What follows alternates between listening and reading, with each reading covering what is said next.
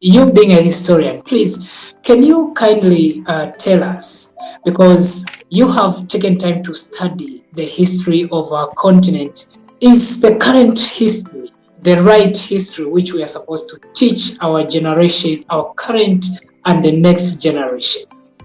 Well, having studied history, and I've come to learn and appreciate our culture and our tradition. Firstly, so when we look at the education system in Africa, we see education being westernized.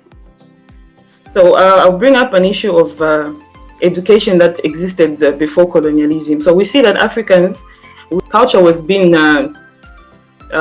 preserved and was taken from generation to generation. So when the Europeans came into Africa, they came with what they called formal education.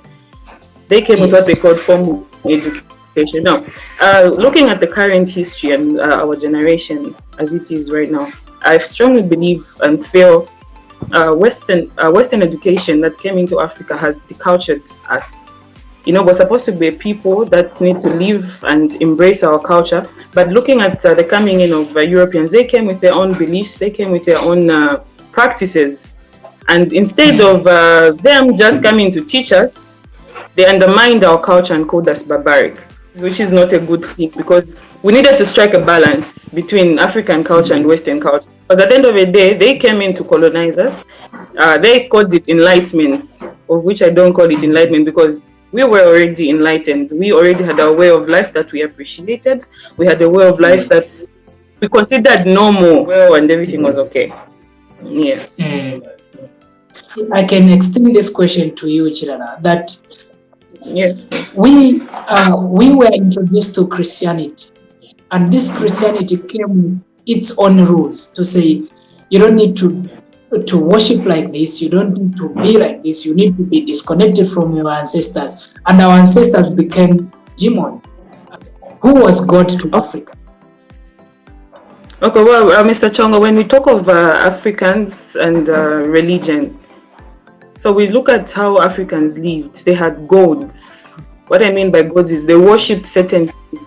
If in a particular area they had a tree that was designed in a specific way and they felt it was unique, they worshipped that tree, you know, and miracles would happen. The same miracles that the Christians talk about in the Bible, the same miracles happened even before the introduction of Christianity. So we when we look at history and look at the African culture, we had what they called rainmakers. You know, they would worship and pray for rain to come and rain would fall. That was religion in its own way. That was how we needed to preserve such kind of religion.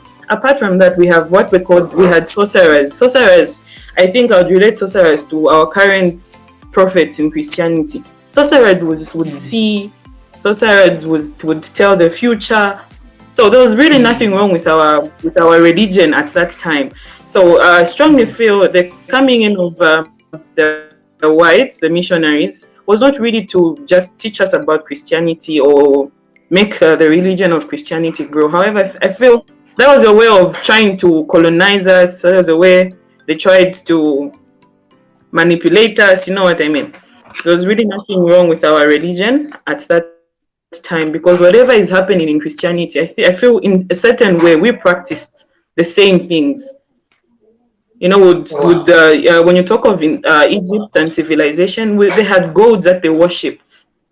You know, when you talk of a generation after that, they had sorcerers, they had trees that they worshipped, they had rainmakers. You know, that was religion to us, and I still feel we needed to preserve that, or people need to learn and learn to appreciate our religion. Now, with all this, we have talked much on religion. Now, before we came into contact these colonizers and the enslavers, how did Africans govern themselves? Okay, so when we talk of how Africans govern themselves, I'll bring about two issues. So this is firstly, we had centralized states and decentralized states. Okay, so we had communities, not really states, but I would call them communities. So we had communities that were centralized. They had a hierarchy. We had leadership in Africa. So I feel from Steve earlier mentioned saying we were brought up saying men were the head of the homes. So it went up to communities because, when we talk of the people that were migrating, okay, sorry to bring up the Bantu migration. So people migrated and they decided to live in groups of people. So my question, I would ask people to say, how do you feel those people lived in a group without having conflicts or others feeling more superior than the Yes. other? We see an aspect of Yes. leadership. They had leaders in a home. A man would be a leader. When you look at a community, they would have maybe a chief or a king. So we look at some centralized states like the Lunda Kingdom, the Undi Kingdom. Those had centralized type of authority. They knew who to report to. There was a chief. There were indunas, and a lot of other Yes. people that were coming. So this is so in short, I'm trying to say African communities had a centralized or had a form of how they governed themselves. They had respect for elders. There was leadership in the African communities. Yeah. Yeah.